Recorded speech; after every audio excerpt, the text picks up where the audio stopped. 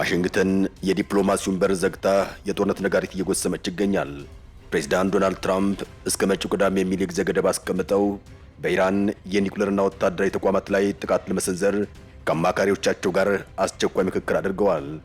የፖላንድ መንግስት ዜጎቹ በሰዓታት ውስጥ ኢራን ለቀው እንዲወጡ አዟል። ኢራን የሶሪያ ዕጣ ፈንታ ይገጥማት ይሆን? አብራችሁን ቆዩ። በተደጋጋሚ ገንብቶ በማስረከብ በደንበኞቹ የተመሰከረለት ዳኮርድ ሪል ስቴት አሁን ደግሞ በመሃል አዲስ አበባ ጀሞ አንድ የሚገኘው ሳይት ላይ ግንባታ ሂደታቸው 40 በመቶ የደረሱ በአንድ ዓመት ብቻ የሚረከቧቸውን አፓርትመንቶች ከ70/30 የባንክ ብድር ጋር አቀረበላችሁ። ባለ 1 መኝታ 80 ካሬ፣ ባለ 2 መኝታ 110 እና 118 ካሬ ከ623200 ብር ቅድመ ክፍያ ጀምሮ እስከ 1 ሚሊዮን ብር ከሚደርስ ልዩ ቅናሽ ጋር ይዞላችሁ ቀርቧል። ለበለጠ መረጃ 0911057674 ወይም 0926930578 ይደውሉ። ዳኮርድ በልዩነት የተገነባ። Iran's fiercest proxy force is readying its arsenal once again, just as the United States deploys more than 50 advanced fighter jets to the Middle East. በመካከለኛው ምስራቅ ለዓመታት ሲንተከተክ የነበረው ውጥረት አሁን የመጨረሻው ቀይ መስመር ላይ የደረሰ መስሏል። የዓለም ታላላቅ የዜና አውታሮችና የደህንነት ምንጮች እንደጠቆሙት ፕሬዝዳንት ዶናልድ ትራምፕ እስከ መጪው ቅዳሜ ድረስ በኢራን ላይ ወታደራዊ ጥቃት ሊሰነዘር ስለሚችልበት አማራጮች ከከፍተኛ የጦርና የደህንነት አማካሪዎቻቸው ጋር አስቸኳይ ምክክር አድርገዋል። ይህ መረጃ መላው ዓለምን ያስደነገጠ ሲሆን በተለይም ጥቃቱ እስከ ቅዳሜ በሚል የጊዜ ገደብ መቀመጡ ዋሽንግተን ቀደም ሲል ስታደርጋቸው የነበሩ የዲፕሎማሲ ጥረቶች ወደ ጎን በመተው ወደ ቀጥታ ወታደራዊ እርምጃ ለመግባት መዘጋጀቷን የሚያሳይ ትልቅ ምልክት ተደርጎ ተወስዷል። የአሜሪካ ወታደራዊ ዝግጅት በቃላት ደረጃ ብቻ የተገደበ አይደለም። በተለያዩ ምንጮች የተረጋገጡ መረጃዎች እንደሚያሳዩት ባለፉት ጥቂት ቀናት በመካከለኛው ምስራቅ የሚገኙ የአሜሪካ የአየርና የባህር ኃይል ክምችቶች በከፍተኛ ሁኔታ እንዲጨምሩ ተደርጓል። ይህም አሜሪካ ትዕዛዝ በተሰጠ በደቂቃ ውስጥ ጥቃቱን ለመፈጸም የሚያስችል ሙሉ ዝግጅት ላይ መሆኗን ያሳያል። ዶናልድ ትራምፕና አማካሪዎቻቸው ትኩረት ያደረጉት በኢራን የኒውክሌር ተቋማትና ዋና ዋና ወታደራዊ ኢላማዎች ላይ ሲሆን ይህም የቴህራንን የኒውክሌር ምኞት ለአንዴና ለመጨረሻ ጊዜ ለመግጨት የታለመ መሆኑን የፖለቲካ ትንታኞች ይገልጻሉ። ይህንን የጥቃት ስጋት ይበልጥ የሚያጠናክረው የአውሮፓ ሀገራት እያሳዩ ያለው የድንገተኛ ስጋት ምላሽ ነው። የፖላንድ መንግስት በኢራን ውስጥ የሚገኙ ዜጎቹ በሰዓታት ልዩነት ውስጥ ሀገሪቱን ለቀው እንዲወጡ ያዘዘበት መመሪያ የጉዳዩን አሳሳቢነት ደረጃ ያሳያል። ትራምፕ ግን እያደቡ ኢራንን ማጥቃት ቀጥለዋል። በድርድር ስም በሚደረግ ደባ ዋሽንግተን በቀጣይ ጥቂት ቀናት ውስጥ በኢራን ላይ ጥቃት ልትሰነዝር ትችላለች የሚለው ስጋትም በከፍተኛ ሁኔታ እየናረ በመጣበት በዚህ ወቅት የፖላንዱ ጠቅላይ ሚኒስትር በኢራን ምድር ያሉ ዜጎቻቸው ያለምንም መዘግየት በአስቸኳይ እንዲወጡ አዘዋል።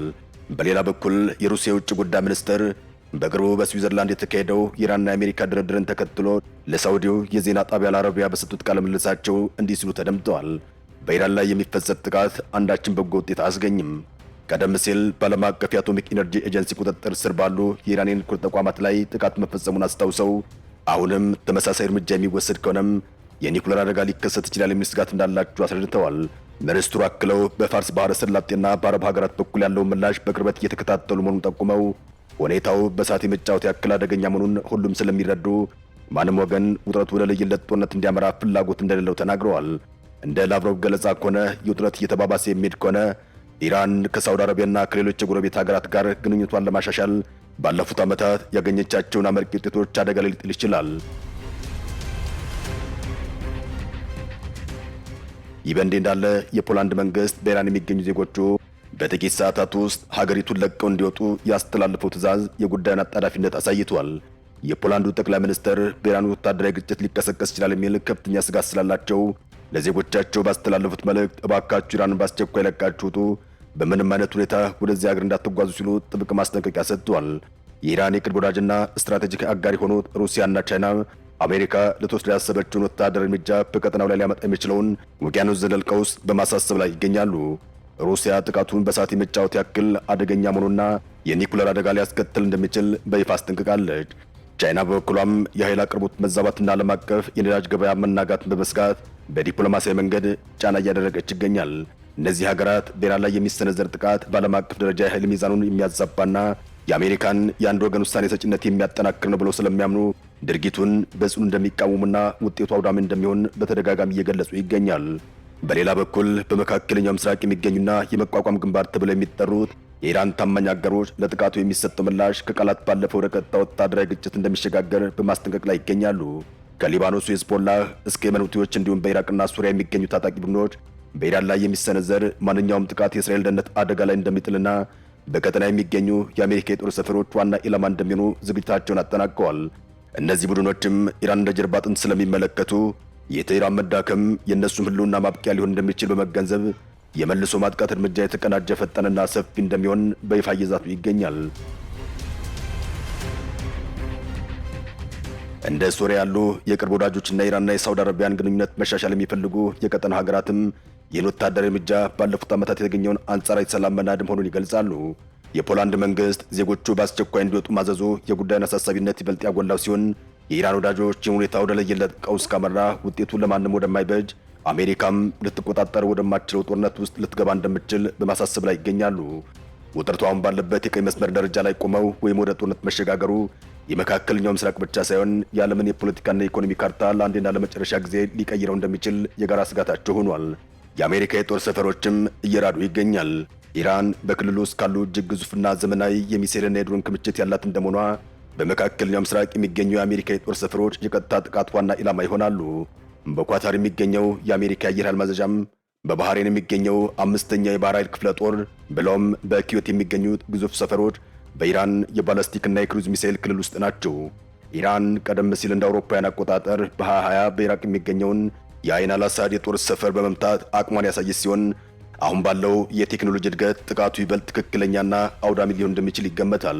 በሁለተኛ ደረጃ ግን ከኢራን ቀጥተኛ ጥቃት ባሻገር በአካባቢ የሚገኙና በቴህራን የሚደገፉ ታጣቂ ቡድኖች የአሜሪካ ሰፈሮችን የከበባ ቀለብ ውስጥ ሊከቷቸው ይችላል።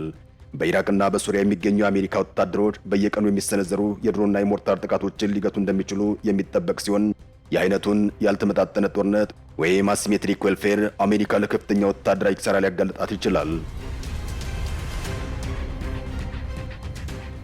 በተለይም የየመኖቹ ሁቲዎችና በሊባኖስ የሚገኘው ሂዝቦላህ የየራሳቸው ግንባር በመክፈት አሜሪካ ትኩረቷን እንድትበትን ብሎም የጦር ሰፈሮቿን ለመከላከል ብቻ ከፍተኛ ኃይል እንድታባክን በማድረግ የመከላከል አቅሟን ሊያዳክሙ ይችላሉ። የአሜሪካ የጦር ሰፈሮች የሚገኙባቸው ሀገራት እንደ ኳታር፣ ኩዌትና ኢሚሬትስ ያሉ ከባባድ የፖለቲካና የደህንነት አጣብቂኝ ውስጥ ይገባሉ። ይህም እነዚህ ሀገራት የአሜሪካ ጦር ከግዛታቸው ተነስቶ ጥቃት እንዳይሰነዝር ጫና እንዲያደርጉ አሊያም በሰፈሮቹ ላይ የሚደርሰውን ጥቃት በመፍራት ግንኙነታቸውን እንዲያቀዘቅዙ ሊያስገድዳቸው ይችላል። በመሆኑም በኢራን የሚሰነዘር ጥቃት ሰፈሮቹ ለወታደራዊ ጥቃት ብቻ ሳይሆን አሜሪካ በቀጠናው ላይ ያላትን የረጅም ጊዜ ስትራቴጂካዊ ተሰሚነትና የደህንነት መዋቅር አደጋ ላይ የሚጥል ይሆናል። የመካከለኛው ምስራቅ ውጥረት ወደ ለየለት ወታደራዊ ግጭት ካመራም የዓለም የነዳጅ ገበያ ታይቶ የማይታወቅ ድንጋጤ ውስጥ መግባቱ አይቀርም። ኢራን በዓለም ላይ ከሚዘዋወረው የባህር ላይ ነዳጅ ንግድ ውስጥ እስከ 30 በመቶ የሚደርሰው የሚያልፍበትን የሆርሙዝ ወሽመጥ ወይም ስትሬት ኦፍ ሆርሙዝ የማወቅ አሊያም የመዝጋት አቅም ስላላት ጥቃቱ በተሰነዘረ በሰዓታት ውስጥ የነዳጅ ዋጋ በከፍተኛ ሁኔታ ሊያሻቅብ ይችላል።